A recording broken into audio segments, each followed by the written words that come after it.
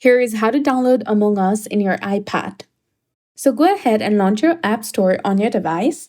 Click on the search bar in the top and then type in Among Us. Hit search. Once you find it, select it and then select Get. Go through a verification and wait for a few minutes or seconds for it to fully download and install on your device. So this game is basically a popular multiplayer social detection game where 4 to 15 players work together to maintain a spaceship while secretly trying to identify hidden killers among the group. So go ahead and open it. Also go through the app permissions and set it according to your preference. Click on I understand and Among Us will ask you to sign in. You need to set your correct date of birth. Also set your username and you'll be done.